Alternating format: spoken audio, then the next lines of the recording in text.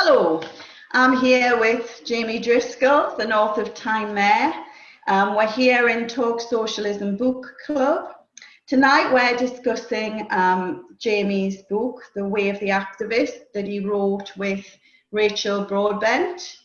And we're discussing a particular chapter of that book, which is to do with social psychology and something called the knowledge illusion. So Jamie is going to tell us now all about that chapter. Thank you. Over to you, Jamie. Thanks, Val. It's the first time I've actually done one of these by Zoom. Do loads and loads of Zoom meetings at the moment, but it's brilliant because I've got two computer screens open and I can have my notes on, so I don't have to keep looking down. So that's really quite handy. The idea behind the Talk Socialism Book Club is not that you have an expert speaker. It's just someone who's read the same material as everybody else and giving their take on it. So it's, if you like, more to get the discussion going. It's not about experts. We do value experts. We're not Michael Gove here, but about getting out the best of our collective wisdom. So that said, I probably do know a little bit more about this than a layperson, having written a book including the subject. And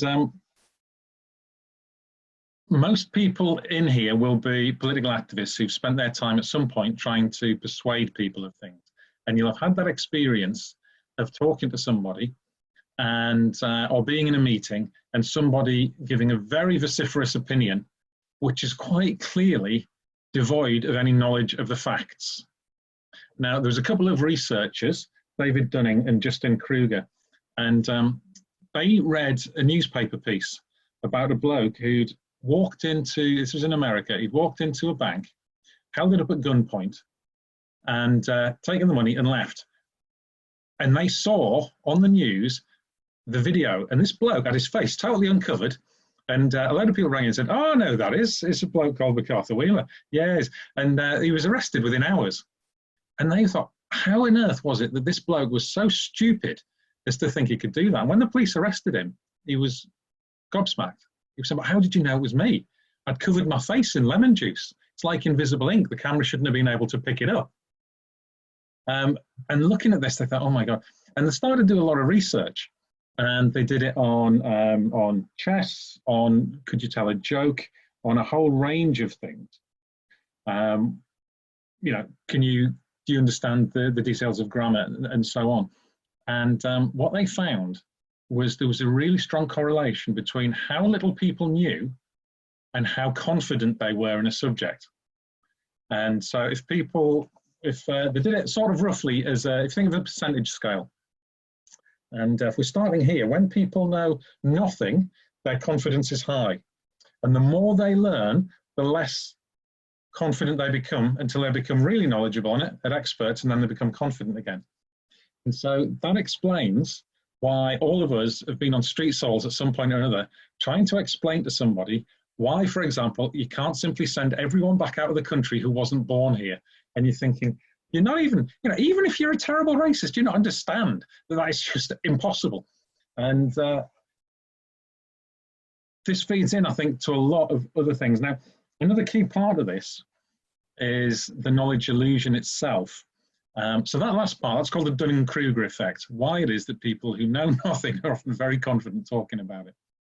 But the other part of it is what's called the illusion of explanatory depth. And a couple of researchers, actually they started with a researcher in Liverpool, and she got her students and she asked them all, how much do you think you understand how a bicycle works? And naturally enough, everyone rated it, you know, I understand it perfectly or I understand it very well. And then she said, great. And she gave them a diagram, which I've marked here. We'll see if this comes up. I hope it does. If I hold this in front of the camera. Let's have a look, see. Can you see that diagram of the bicycle? And she gave them that and said, could you complete that diagram?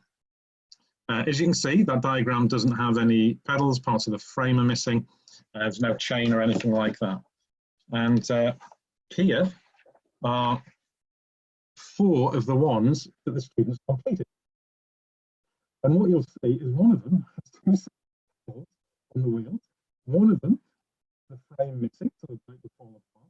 There's another one where the handlebars connect to the path wheel.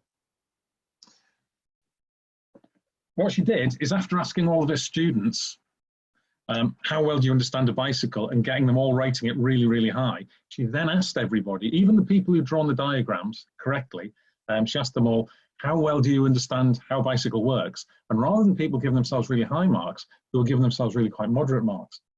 And a number of other people have done a very similar set of research. There's a couple of people, Steve Sloan and Philip Fernbach, a couple of American researchers, and they did this to politics. And they asked people a whole range of questions, such as should we put sanctions against Iraq? Should we extend Obamacare? All of these things. Obviously, it's an American study. And they measured people's strength of opinion. So either 1, really, really don't think we should do this, 7, because they did it on a scale of 1 to 7 for some reason, really absolutely, totally for this idea. And they found there was quite a lot of people who had very strong opinions either way. And they then asked everybody, right, what would be the mechanism by which you would implement this policy? And they got people to write that.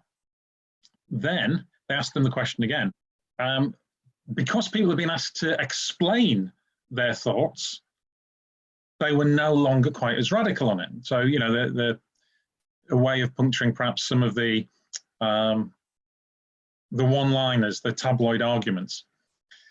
Now, what was interesting is they then did a comparative experiment, and they asked people, a different set of people, similar questions. You know, how much do you think we should implement sanctions on Iran? How much should we extend Obamacare? We've got a similar range of people, yes, definitely not. And then rather than ask them, how would you implement such a policy and what would the consequences be? They asked them, why do you think that? And they asked everybody. And what they found is that you ask people why they think that, rather than becoming more nuanced and more moderated, their opinions actually become more extreme. Because what they tend to do is fall back, search their minds for all of those things that confirm what they thought in the first place. So there's a really strong lesson in this for when we're talking and trying to persuade people about politics. If you get someone who's saying, you know, could be anything, you know, everybody who gets, if you have a benefit system, it just encourages people not to work. And if you say, why do you think that? What it's going to do is cause people to entrench their positions. If you were to say, what do you think the mechanism then of something like a basic income system would work? How would we implement that? Then they start to think in a different way. Now, there's another chapter in the book, and those who've read the book will know that there's a chapter which refers to thinking fast and slow. Wonderful work by a couple of Israeli researchers. And they posit that there's 2 systems by which we think. There's the intuitive system, that very quick one-liner system. And there's the deliberative system where we look at evidence, we weigh it up, we think about it. And this is a good example of how you get people to use that thinking fast or thinking slow system. And when we want to trigger a quick response, you know, get everyone whipped up at a rally, we tend to use the thinking fast. That's what something like Trump is all about. The thinking slow system is what we should actually be using if we want people to take sensible decisions and arrive at things by reason. And it's probably fair to say some people are more inclined to think slow than fast compared to certain others.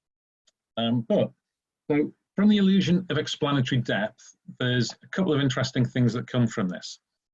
One is our brains don't store the information we use. Our knowledge is embedded in our social relationships and in our environment. Really simple example for this. The block of stairs at where the Combined Authority office is, where my office is, I climb up that as a way of trying to get some exercise into my daily routine. And something as simple as putting one foot in front of the other, I use my feet, not my fingers, then you would think, well, yeah, surely I know how to climb the stairs, but I don't. The knowledge of how many times I have to put one foot in front of the other is not in my head. That knowledge is stored in the stairs, in the environment. Likewise, I probably couldn't tell you exactly where everything is in my kitchen, but I don't need to. I know that if I go there, I'll find it the right way around. Likewise, when you're cooking something, you don't necessarily know how many seconds it is before you do one action to another. You just judge it. You get the feedback from your environment. Now, that's fairly uncontroversial. I think everyone would agree with that. What's not so obvious is that most of our social behaviors work in the same way. We all draw from a culture. We get the idea of how we work together in a collaborative way from this. And one of the conclusions that we should draw from this is that if we want to be more capable, if we want better organizations, if we want a better left organized education network, whatever it might be, it is that social process of deliberation is what really makes us super intelligent. It's not any one of us, it's how we interact with each other. It's the banter, it's the bouncing off. There's another chapter in the book about the wisdom of crowds, which shows that the wisdom of crowds can be misleading. If you simply ask everybody to show an opinion and weight them and take some kind of average, then you end up with usually pretty bad decisions. But where there's a good feedback mechanism for deliberation, for people to weigh certain parts of the question, to get into that slow mode of thinking, that almost invariably you end up with much better decision making. Now, that's a useful point to be taking when we're talking about, you know, left organizing, left networks, any kind of communal organization, is that quite often a delegate structure is a really bad way to do it because you don't get the information flow backwards and forwards. So I think, you know, at the time before we started, Mick was talking about some of the none of us want the coronavirus crisis, but some of the unintended advantages is that it's allowing us to think of new ways of doing things. And perhaps in this, we can start to think of new ways of organizing ourselves and be thinking about how we can be more deliberative and perhaps a bit less traditionalist in how we go about organizing things such as socialist political education. I'll leave it there. We'll open it up for discussion. I'm not sure it's 15 minutes, but it's about right. Okay, thank you very much, Jamie.